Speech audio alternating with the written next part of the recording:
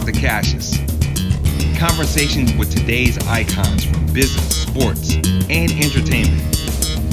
I'm your host, Cassius F. Butts. Welcome, Brandon. We are here for a special edition here today. We want to welcome everyone to Talk to Cassius with kind of a very, very up and down day today. We are acknowledging some challenges we've had in the sports world, but also acknowledging some pretty favorable things happening here in the future today. We've got here the 59th mayor of the city of Atlanta, Mayor Kasim Reed. My frat brother. Hello, Cassius. I'm thrilled to be with you. That's right. Congratulations on your show. Yes, sir. We are here. He's a good Kappa man, Brandon. Absolutely. I never pledged. When I was in college at Morehouse, I had one decision to try to pledge or to pledge what I did pledge, which was get a dang job. That's what I pledged. Yeah, you would have had quite a road. You'd have been pledging at Pi Chapter. It's not an easy road. That's right. That's what I hear. That's right. Well, I'll tell you, we are here today. Just to acknowledge the homegoing, Mr. Mayor, of homering Hank Aaron. A good one who we lost too early. Absolute national treasure. He is one of the greatest men our country has ever produced. And I think that this is just a poignant moment to really point out that we've now lost four of what we call the men of the movement, four of the five of them. There were 5 Presidential Medal of Freedom winners. Wow. Hank Aaron was one, C.T. Vivian was one, Reverend Dr. Joseph Laurie was one, of course, Congressman Lewis, and Ambassador Andrew Young. And in the last 10 months, we've just lost 4 great men. Wow. And so we will be honoring Mr. Aaron and everything that he did for our community and the culture and the country on tomorrow. And so this day has so much meaning. But all 5 of those folks lived not far from each other in Southwest Atlanta. That's right. So it just speaks to how special our community is and how spoiled we have been to have men like that in our midst. I would tell you, Mary, you take a moment, just talk about what did they mean to you, particularly Mr. Aaron at this time. Well, really, it's the power of example. Yeah. I mean, everybody who's achieved or had high achievement knows that it helps to have seen it before. Yeah. And I grew up off Cascade Road in Loch Lomond in the southwest part of our community, and I grew up seeing John Lewis, whose house was maybe 7 minutes from mine. I grew up seeing Ambassador Young, who lives off Velcher, right off Cascade Road today, and I grew up seeing C.T. Vivian all of the time. He would come by my home when I was a boy. Reverend Laurie, everybody knows his house was on Cascade Road. Right. And everybody used to wait to see what yard sign he was going to put up in it during elections. And then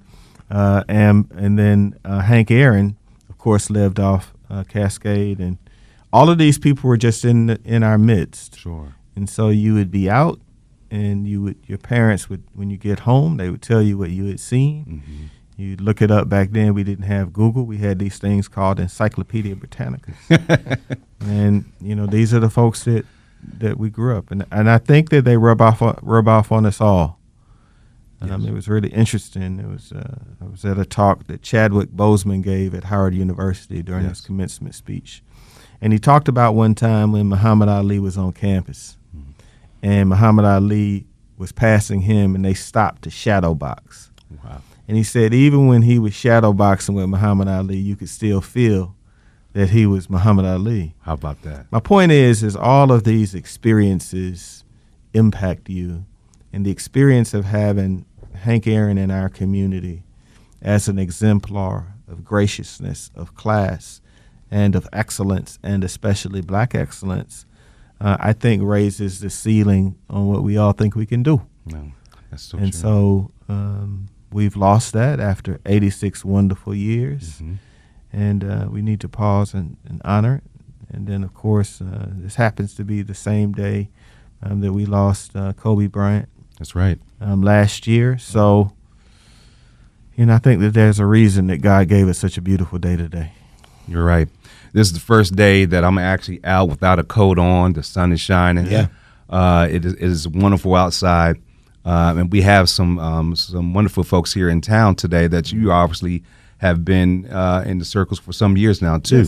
Yes. Yes. Yeah, everybody's coming in for the services tomorrow. President Clinton will arrive later this evening. But tomorrow is going to be one of what I call those Atlanta high days in the life of our community. So I'm thrilled to be with you. What's that like on a personal level when you've been in a high-profile position for much of your life, when you have personal relationships and you're mourning too, but your emotions sometimes have to come to the side because people are watching you too?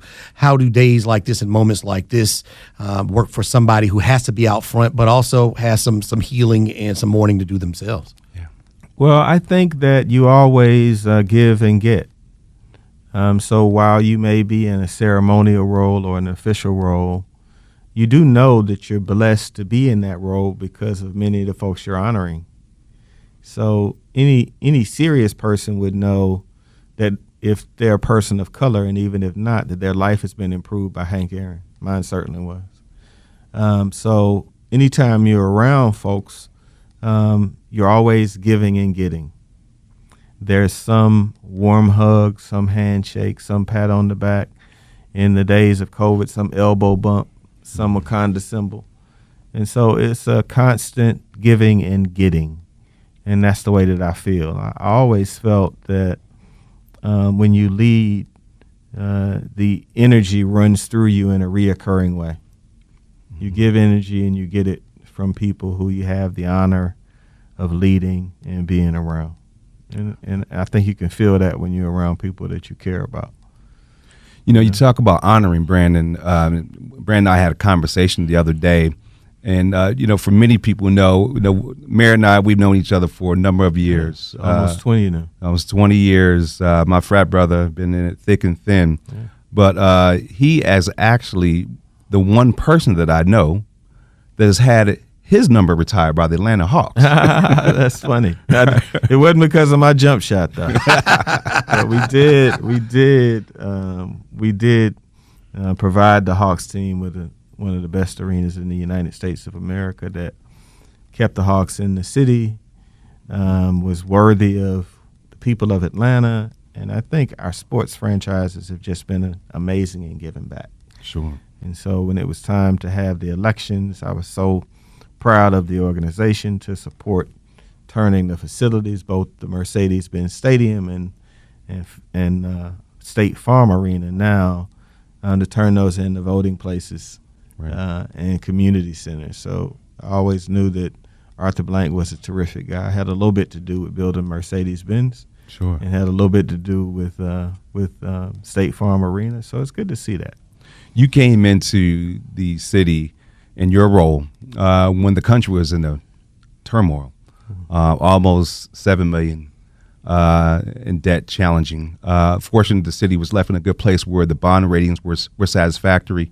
But you left with a $150 million surplus. $200 million. It's a $200 million. I'm sorry, Brandon. I showed him now. He can count. Don't want any missing money. It's $200 million. 200. Opened up health centers, reinvigorated the places for young boys and girls to go play. Centers of Hope.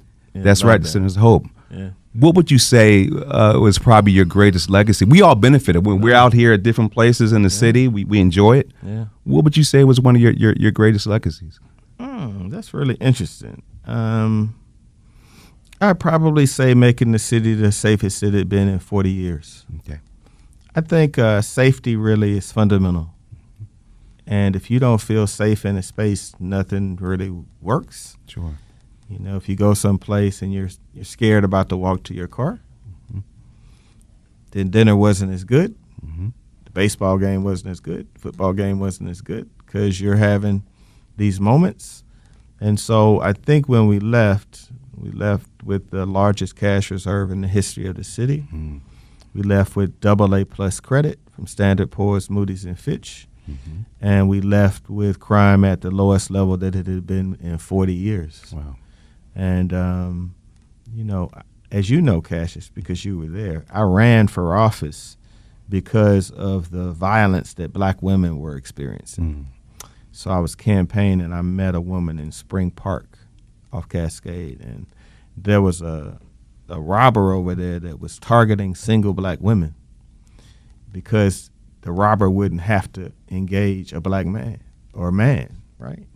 So that struck me as particularly sick, that somebody would target a single woman and then kick in that door, and then it didn't matter whether they were gone at home. And I met one woman. I really ended up meeting about 3. Okay. And that was when I was deciding to run for mayor. Mm-hmm. And I know when I ran, I said that I was going to hire 750 police officers, and you and a lot of other people thought I was crazy. Me talking about crime prevention. Right. We ended up hiring 900, and we, made the city the safest it's been in 40 years. So the environment matters. Sure. And so your safety environment makes everything else.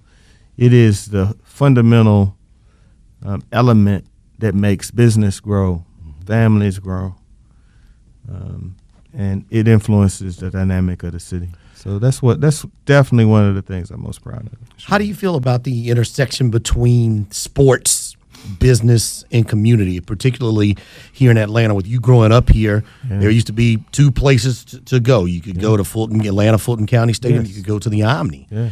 Now, and you've certainly been a part of it, we've had the Georgia Dome, we have Mercedes-Benz Stadium, we had Phillips Arena. Now it's Truist Park. And not just those buildings, but the small businesses that get a chance to be vendors, and the opportunities for people in the community. The Skyhawks have the first black woman as a general manager of a franchise. Shout out to 2 Chainz. and the owner.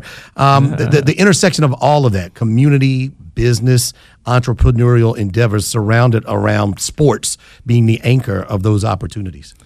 Well, Brandon, I believe that sports knit us together. I think that caring about a team, rooting for a team, being able, one of the first conversations that we had was who we had in the Super Bowl. So sports really knit us together in a way. If you meet a stranger, how do you know what to talk to the stranger about? But if you find out what sports they're passionate about, the gentleman that walked me up here was a boxing fan.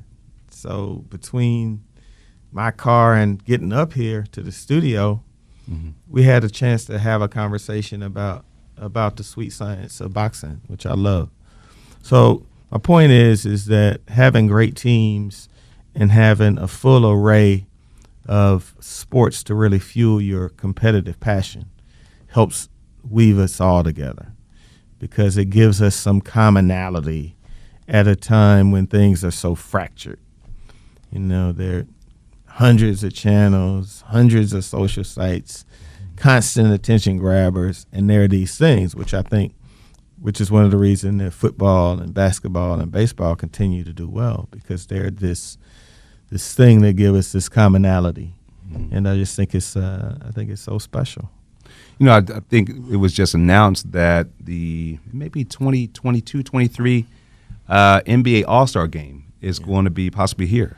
Right there. Is that right? The process of they were not going to have it with COVID-19 restrictions, and now the players, Chris Paul, who's been very instrumental in that, very instrumental in making sure he can do what he can to help out HBCUs.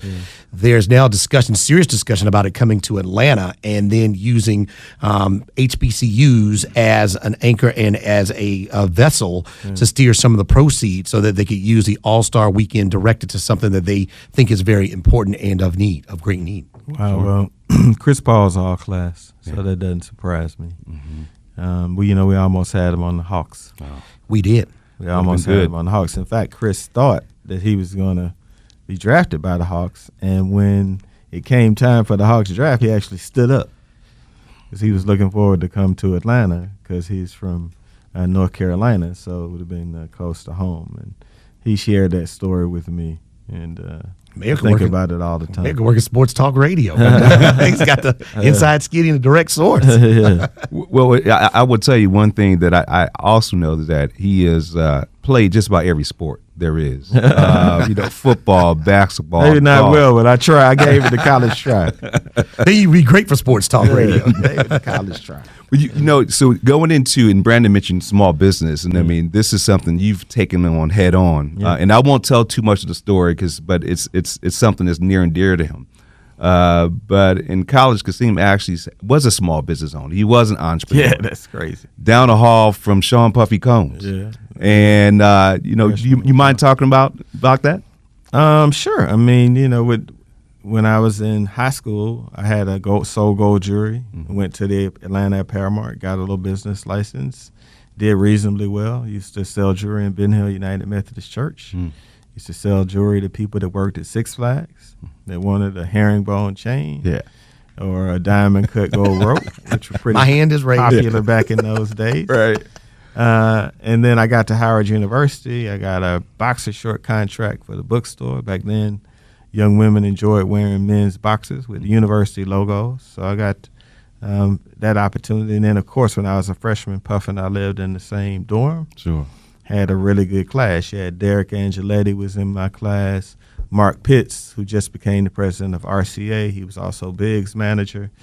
He was in my class. We just had there was something in the water at Howard. And then I had the honor when we gave Puff the doctorate under the leadership of Dr. Frederick to robe him as he became Dr. Combs all those years later. So, I've had a really interesting run. It was an interesting run. Boy. Well, you went from the classroom to board of trustee.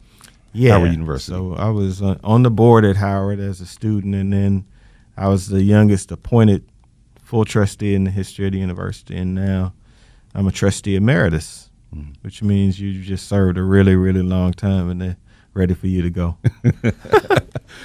Advice for young people, that story right there, where you have an entrepreneurial spirit. Clearly, you were successful early, and you could pivot and do some other things. What are some of the things that you would advise young people to do as far as having a good idea, the right amount of risk, and the ability to pivot if you need to? Brandon, I think the most important thing that young people can do is decide. There's a tremendous power in making a decision because it orders everything that follows. So until you and Cassius decide that you're going to have a talk opportunity, none of the other things, getting a studio, getting a staff, hiring a wonderful intern who's here with us in the studio, none of it having a producer. So decisions order things. And it's really important that young people know that the first thing that they have to do is really decide what it is that fuels them and makes them happy and is their passion. And it doesn't have to be one thing. I mean, it can change because you're young. But I decided I wanted to be mayor of Atlanta when I was 13 years old. I remember deciding.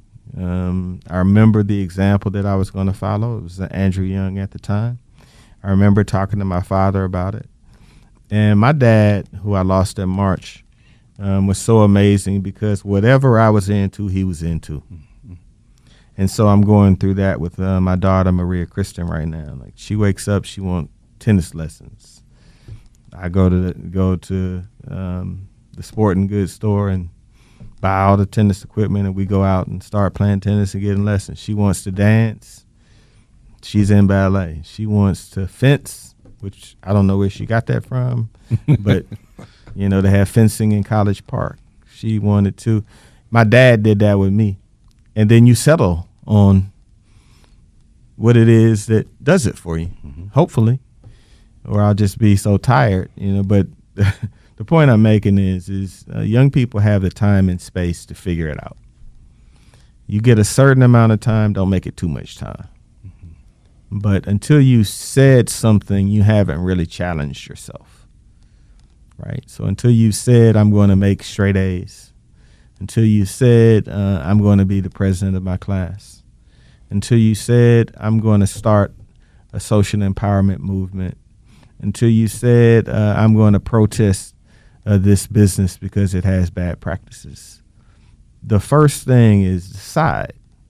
And then it will order and lead you to what you need in order to achieve it. And then get, the best possible mentors you can have. When I was mayor, my mentors were Ambassador Andrew Young and Willie Brown. So Willie Brown was the first black mayor of San Francisco, or really the first black mayor. London Breed is the second black mayor of San Francisco. But his styles and Ambassador Young's style were wildly different. And so if I got on the telephone with both of them, I probably had a pretty wide range of advice. And then, I could call it from my own center. So get terrific mentors, listen to them, and then get out there and do it. Nothing like practice. It's one of the reasons that I think historically black colleges and universities deliver a disproportionate number of leaders in America and around the world. It's really because you have the opportunity at these institutions to do it, Right. and to practice and to fall down without failing. So that's what I feel. That's a beautiful segue before we begin to wrap up, Mayor. You have been, again, involved in a bunch of entrepreneurial efforts since he was a kid. And so now here we are. Yes. You're a seasoned adult. Yes. You are in a place where you've made some decisions that you followed your passion. You talk about that. Yeah. What are some of the entrepreneurial efforts that you'd like to share with us today? So in March, after I left office, I gave a talk at a wonderful place called Switchyards, an incubator where I put my office when I left the mayoralty. And I had gotten to know the startup and technology scene in the city of Atlanta reasonably well. And I think it's one of the most dynamic and innovative in America. Okay. So my vision for myself was that I was going to participate in that. And so when I got out of office, I had some very good friends that had had a lot of business success, folks like Ryan Glover, who was one of my lifelong friends. Yep. He sold his business Bounce and was looking to figure out what he was going to do next. One of my other best friends in the world is a gentleman named Tommy Duncan, who sold a business in January to Blue Cross Blue Shield. That's right. Had a very good exit. And so I started just talking to folks. There's a really talented guy named Garrett Langley who let my fund invest in Flock Safety, which has been wildly successful. It's a security surveillance technology business that's in 30 states and 100 cities. So that was the first investment that I made there.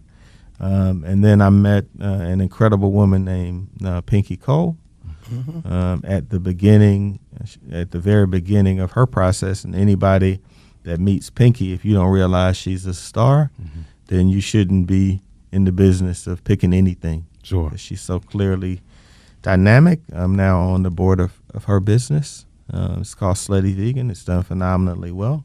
Opening up a location soon in Ponce City Market, which I had something to do with bringing along that opportunity. And then I went from there and have been an advisor to Ryan's new company, Greenwood Bank, which is phenomenally successful. It's valued now at between $100 to $200 million on any given day. It's got a waiting list of 500,000 people. And then I'm working on a project with Tommy Duncan, who's founded a company called MyJetDoc, and it's basically a virtual telemedicine company that places a doctor in your phone. Yes. So we opened Florida first, and now we're opening Georgia in about 2 weeks. And the technology is very simple. It's a no insurance product. You pay $10 a month. You open up your phone. You type in what's wrong with you. And in 5 minutes or less, a physician is literally on the phone. Wow. And so the physician, if you say, I've got a tickle in my throat or a cold, and after you have a conversation with the physician, they can then write a prescription that you get an 85% discount on. Okay. So if I say go to the CVS, you need XYZ, then you get a discount. And just the other day, I met a wonderful woman from Florida. She had insurance, and with insurance, her prescription bill was $350 Cassius. Wow. And with JetDoc, her prescription bill was, I think, $140. Oh, wow. And wow. so this is all the creation of Tommy Duncan. He thought it up. He funded the company. And then we got a wonderful partner in Rick Ross, and Forbes magazine did a very nice article on the business within the last 3 weeks or so. Sure. And it's really been very well accepted nationally. Rick Ross has been an incredible partner. He had health challenges. He suffers from seizures because he works himself into exhaustion because of the work ethic that he has. And then what I'm really excited about is Dr. Jackie has come on board as an owner in the company. All right. And so anybody who knows Dr. Jackie knows that she's all about excellence and class and service to the community. And so you're going to be hearing a lot about myjetdoc.com in the next 2 to 4 weeks. Sure. But a lot of people have already been hearing about it and signing up for it. So that's basically what I've been doing over the last 24 months or so. Just a Been a couple little things. busy. That's all. Just a couple. Little Just a bit. couple of things. Doing a little something. Look, I admire the approach. I admire the work ethic, and particularly as we talked about earlier, the young people seeing what you're doing. They saw what you did while you were in the office as mayor. Yeah. Now making headways in the entrepreneurial world, where really you can rely on your passion to make your own future, Yes. and you're creating it. Yeah, raising money for new companies and, sitting and listening to people's dreams. My dream was to be mayor of Atlanta, so I got my dream. Yeah. So everything else is kind of, my dad and mom held a Bible when I got sworn in at 40 years old. That was my dream. So aside from seeing my daughter live a wonderful life and be whole and happy and healthy, everything else is pretty much house money. Where's your center button? You got all that stuff you're doing incredibly ahead of the curve, things that are going to help people's lives, and you have a family, you have a daughter. Yes. Where's the balance button for you where you are a forward moving and operating person, but you do have to take that personal time as well? Well, Brandon, I'm not a believer in work-life balance. Okay. I'm a believer in work-life integration. So I think that the way that you live a healthy and happy, demanding life is that you integrate people you love and care about in it. I mean, Maria loves meetings. I mean, she loves it. If she were here right now, she would be completely focused on what's going on. She'd be asking you all, how do you work your controls, how the microphone works. So my point is that I find life fulfilling when it's integrated, because when you're trying to do this balance thing, I think you experience an awful lot of frustration that's needless. And so if you love something, the people that love you will probably love it, or at least like it. It's a beautiful thing. Very good points. So before we just ask you for some last words, Yes. Mayor, he was very fortunate to be in a place to do this, and let his family witness all this, which was a beautiful thing. Yeah. And I've always appreciated you being there when I was sworn in. Yes. To hold a Bible with me. Big job. I'll never forget it. Yeah. But we're going into this place now. Like I said, you're creating these different avenues for you, for your family. Any lasting words you can let our listeners know? We heard about what's next, but any last words that we could hear? What will be next for Kasim Reed, entrepreneur, Kasim Reed, impact maker, social impact maker, difference maker? What will be next? I'm going to be helping other people. I'm going to be helping other people and hopefully taking a stake in value that I help create. And so I really enjoy rooting for folks. And the bottom line, Cassius, is you don't want to be sitting around waiting for the tea time, even when you've done well in life. It is a loser's game to be sitting around thinking that you've made it and focusing on your own pleasure all the time. You got to have something to wake up for every day. And my dream in life is to wake up and have something on the outside of my front door that I want to go do, that gets me up and running and doing. And then when you get home, you want somebody on the opposite side of that door that you want to come home to. Very well Pretty said. much the essence of life in my judgment. Very well said, Brandon. Special day today. It is. The things that I'm taking from this one, make a decision and integrate. I like that part about, not, separating, integrate. Come hang out with Pops. That's what Maria said. There you go. And I come hang out with Pops. Also know where I can go get a herringbone if I need one. I still know a guy. I know a guy. Well, listen, we appreciate you all being here with us. Joining us today here, the 59th mayor of the city of Atlanta. My frat brother. My Cassius guy. Butts. Yeah, that's it. Obama appointee. Overly modest. We've coined a nickname. We want him to take the Great Connector. I like referring to Cassius. Yeah. The Great Connector. The Connector. He's the reason I'm here right now. Listen, I will say that many moons ago, we had Black History Month when he was state senator. Yeah. Couldn't find a speaker to come into. They tried. They couldn't find anybody. And made a call. He showed up, and people were like, "Oh my gosh, how did you get this State Senator Reed? How did you get Senator Reed to come here?" Yeah. Same thing when he was mayor. Same thing as he is making his world turn the other way in the entrepreneurial world. And I'm very proud of him. Yeah, very proud of my frat brother. Thank you. All right, go for being check here out today. myjetdoc.com, everybody. I was going to just about to say, lead us. Where can we find? myjetdoc.com. Okay. The app is easy. Okay. We can do that. And we're looking forward to these next steps. Glad you were here with us today. Thank you so much for being here. No, with us respect. today. Brandon, so good being with you today. Thank you. Good to All see right, you, brother. Mr. Mayor. Take care. Yes. Thank you all for joining in today again with Talk to Cassius.